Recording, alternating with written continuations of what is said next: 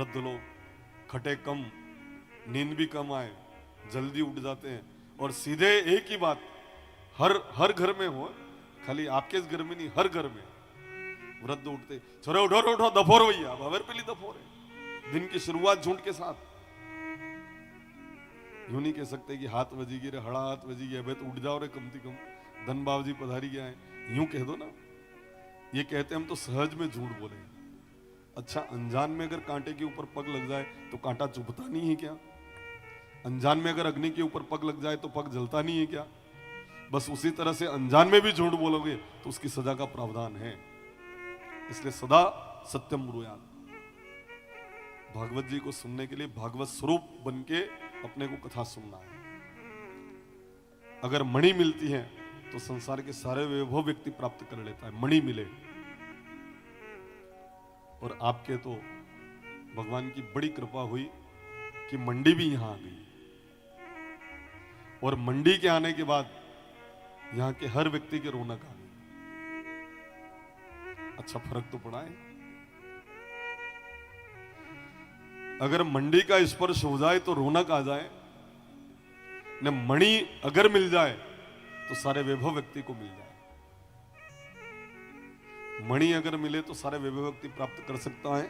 इंद्र अगर प्रसन्न हो स्वर्ग की पदवी मिल जाया करती है, पर गुरुदेव अगर प्रसन्न हो जाए तो संसार के सारे वैभव और अंत में दुर्लभ गति को भी प्राप्त किया जा सकता है। माध्यम में ही लिख दिया, सूत जी महाराज ने आदेश कर दिया कि अगर गुरु प्रसन्न हो जाए, गुरु मेहरबान तो चेला पहलवान। यावत गुरु न कर्तव्यो तावत सर्व सत्क्रिया निष्फला है। गुरु कृपा जब व्यक्ति के ऊपर हो जाए तो फिर तो ये आप जान लेना, ये मान लेना कि सारे देवताओं की कृपा उसके ऊपर हो जाती है। अस्य सन्निधि मात्र चिदानंद है मन। खाली गुरु की सन्निधि मात्र से मन चिदानंद मूर्ति हो जाता है। और देखिए, गुरु पूर्णिमा लगभग कई वर्षों से 10-20 वर्षों से कृषि उपज मंडी में हो रही है। और यह जो कथा मैं कर रहा हूं, मंडी से सबसे नजदीक की कथा है। मंडी से इतनी मतलब गुरु पूर्णिमा उत्सव जहां पर मनता है वहां से सबसे निकट कथा हो रही है। एक गुराड़िया बालाजी में हुई थी, वो सबसे निकट थी, पर यह कथा उससे भी निकट हो गई। कृषि उपज मंडी में जो गुरु पूर्णिमा उत्सव मनता है ना, आप में से कई लोग उसके साक्षी बने होंगे, गुरु पूर्णिमा पर आते होंगे, बिल्कुल पास में है। अगर नहीं आए तो अब की बार का निमंत्रण दे रहा हूं आज से ही, प्रथम दिन से ही, कि आप जरूर वहां पर पधारे। अगर गुरु कृपा हो, अस्य सन्निधि मात्र न चिदानंदयते मन। खाली उनके निकटता से ही मन चिदानंद मूर्ति हो जाता है। कैसे, आइए समझते हैं। भगवान आदि शंकराचार्य जी के 4 शिष्य थे, जिनमें से 3 तो वेद पढ़ते थे उनसे, पर एक शिष्य ऐसे थे जो पढ़ाई नहीं करते थे, केवल गुरुजी के यहां सेवा करते थे। लीपना, जल भरना, बुहारी लगाना, ये काम करते थे, और उनका नाम था तोटक। एक दिन आदि शंकराचार्य जी भगवान बड़े प्रसन्न हो गए अपने तोटक के ऊपर सेवा से, तो उन्होंने वेद पढ़ाते पढ़ाते अचानक वेद पढ़ाना रोक दिया। 3 शिष्यों ने कहा, गुरुदेव आपने अचानक वेद पढ़ाना बंद क्यों कर दिया? तो आदि शंकराचार्य भगवान कहते हैं कि उस तोटक को आने दो, उसके बाद मैं वेद अध्ययन कराऊंगा। अरे वो तो सेवा के लिए आया है, गोबर थेपने के लिए आया है, यहाँ लिपने के लिए आया है, वो जल भरने के लिए आया है, बुहारी लगाने के लिए आपके आश्रम में आया है। आप तो है ना, हमें शिक्षा प्रदान करो, हम शिक्षा अर्जित करने हम आए। तब आदि शंकराचार्य भगवान कृपावंत होकर कहते हैं कि अभी तक मैंने जो पढ़ाया है वो सब मेरे तोटक को याद है, और आगे जो मैं पढ़ाना चाहता हूं वो भी मेरी कृपा से उसको याद हो चुका है। गुरु अगर बरस जाए, करुणा कर दे, तो जो हमने नहीं पढ़ा हो वो भी हम समझ सकते हैं, अनुभूत कर सकते हैं। क्योंकि न इज्जत न शोहरत बड़ी चीज है, न इज्जत न शोहरत बड़ी चीज है, न दौलत हुकूमत बड़ी चीज है, न दौलत हुकूमत अगर जहां में कोई चीज ही है बड़ी, घर जहाँ में कोई चीज है बड़ी, गुरु चरणों की सेवा बड़ी चीज है, गुरु चरणों की सेवा बड़ी चीज है, गुरु चरणों की सेवा बड़ी चीज है, गुरु चरणों की सेवा बड़ी चीज है, गुरु चरणों की सेवा बड़ी चीज है, गुरु चरणों की सेवा बड़ी चीज है। भोले श्री सद्गुरुदेव की। जय। और यहीं पर श्री पूज्य प्रातः स्मरणीय परिवार राजकाचार्य श्री अवधेशानंद जी महाराज जी की जब कथा हुई थी, राम कथा, मंदिर के ऊपर कलश स्थापन मंडी में हुआ था। आप में से कई लोग उसके भी साक्षी बने होंगे। तो पूज्य महाराज जी ने कहा था कि मंदसौर वासियों, आपके क्षेत्र में आप सबको अवगत होगा, ध्यान में होगा, निकट भविष्य में पूरे भारतवर्ष में इनकी कथा होगी, ऐसा आशीर्वाद दिया था पूज्य महाराज जी ने। और अगर आपको उनके दर्शन करना हो तो इस बालक को जाके देख लेना। वो मैं नहीं कह सकता जो उन्होंने अपनी भाषा में कहा था, वो छोटे मुंह बड़ी बात हो जाया करती है, पर आप में से कई लोगों ने उनके उस आशीर्वाद को सुना होगा। बड़ी कृपा, बड़ी करुणा, उस मंडी में मुझे भी बहुत बड़ा सौदा मिला है साहब, उनके आशीर्वाद से, उनकी कृपा से। और पूरे भारतवर्ष में कथा होगी और पूरे भारतवर्ष के विभिन्न प्रांतों से लोग मंडी में आ रहे हैं। ये पूज्य महाराज जी का आशीर्वाद है। आइए हम अपने अपने गुरुदेव की चरण शरण होते हैं। मैं मेरे गुरुदेव के चरण का ध्यान करता हूं, आप अपने गुरुदेव के चरणों का ध्यान करना और कहना, आनंद ही आनंद बरस रहा बलिहारी ऐसे सतगुरु की। आनंद ही आनंद बरस रहा बलिहारी ऐसे सतगुरु की। आनंद ही आनंद बरस रहा बलिहारी ऐसे सतगुरु की। आनंद ही आनंद बरस रहा बलिहारी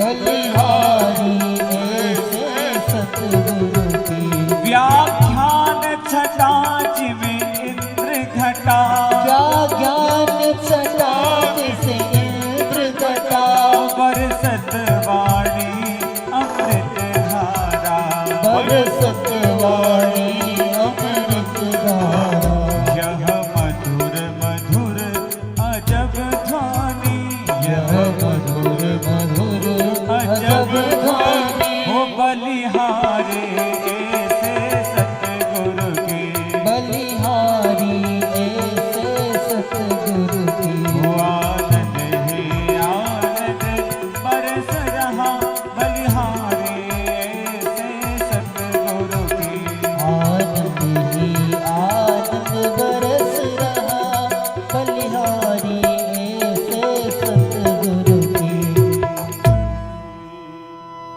बोले श्री सदगुरुदेव की जय सज्जनों, कबीर साहेब लिखते हैं, तीरथ का फल एक है, संत मिले फल चार, सतगुरु मिले अनंत फल, कहत कबीर विचार।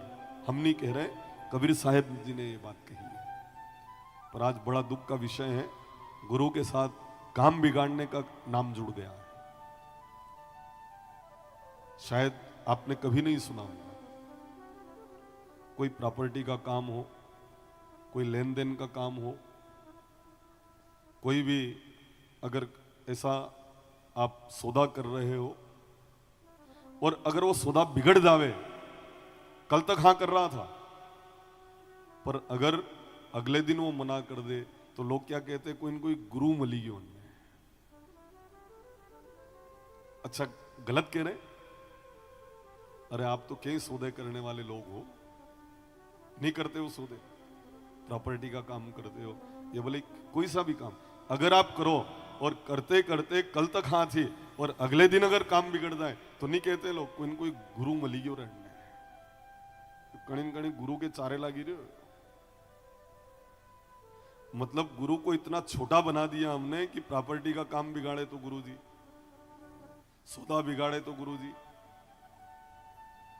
नहीं, गुरु के पास जाने से काम सुधर जाता है, काम बन जाता है।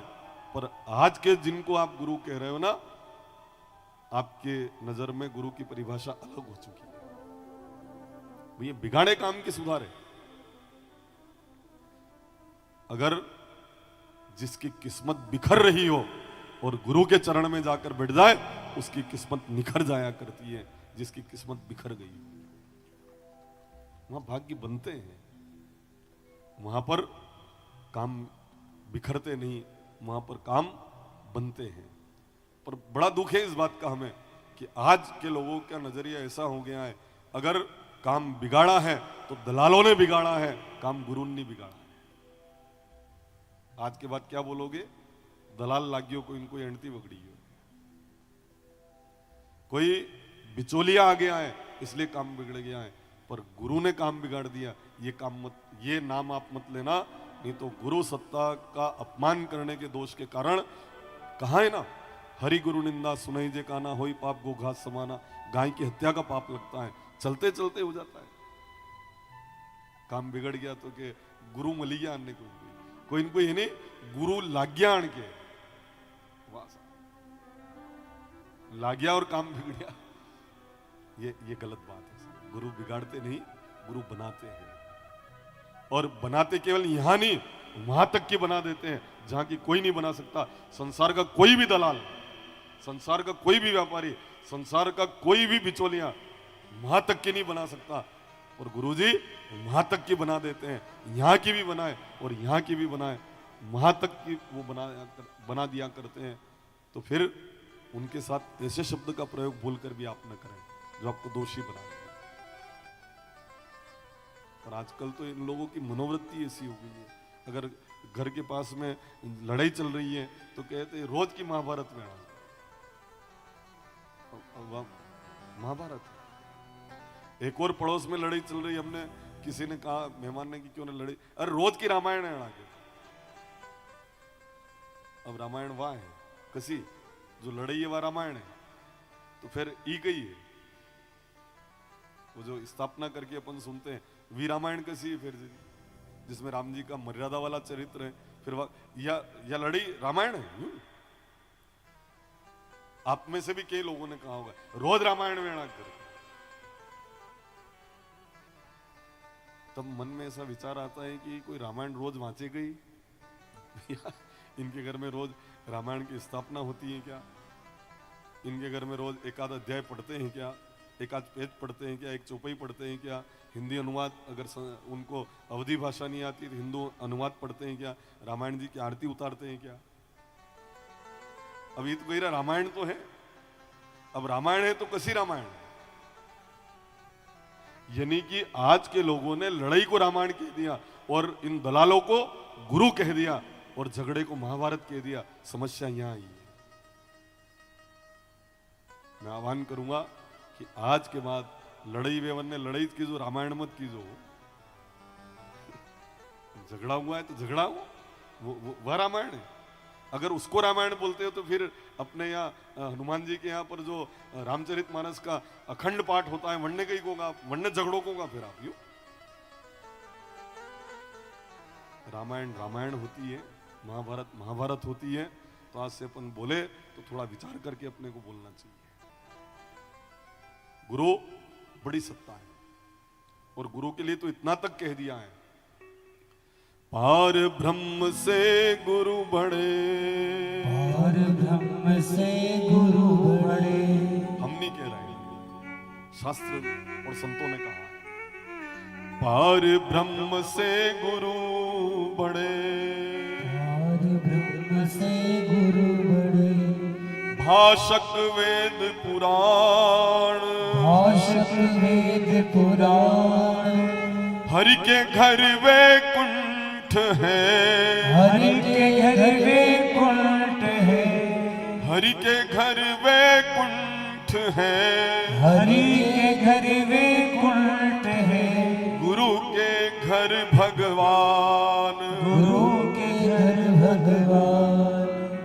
बोले श्री सदगुरुदेव की जय। हरि के घर वैकुंठ है। हरि का घर कहाँ है? वैकुंठ।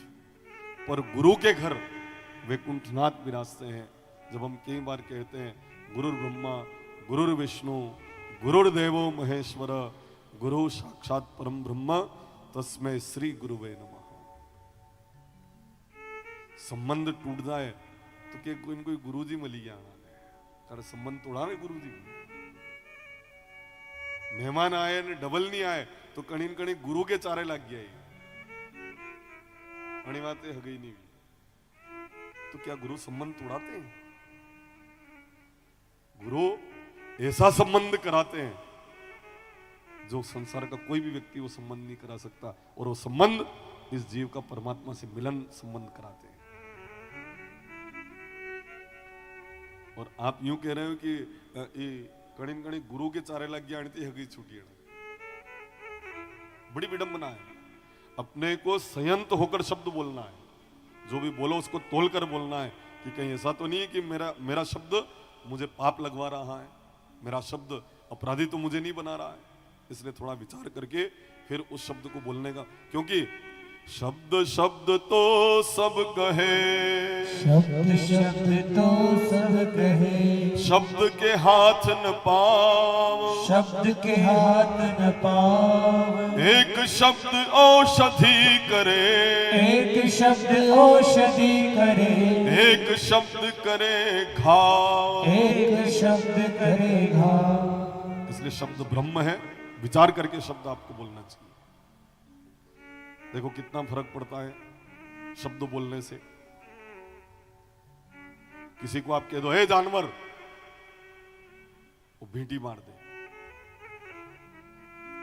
आपका नुकसान कर दे। अगर उसको कह दो तू तो शेर है शेर,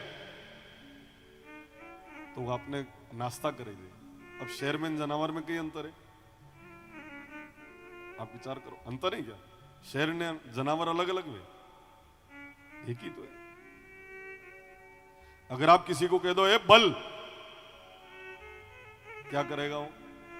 नुकसान करेगा। और उसको कह दो तो गऊ को जायो है रे, अब गऊ को जायो भी बलज वे, भाई गऊ का जाया अगर बोल दो तो भी बोले, डायरेक्ट बल कह दो तो भेटी मार दे होगी। तो अपने को शब्द ब्रह्म है और शब्द का असर होता है, इसलिए अपन शब्द जो भी बोले उसको पहले तोले और उसके बाद उस शब्द को बोले। और जिसने शब्द को तोलकर बोला उसने अपने जीवन में अपने जीवन को तोलकर अपने जीवन को अनमोल बना दिया, और जिसने शब्द को तोलकर नहीं बोला वो अपने जीवन को अनमोल नहीं बना पाया।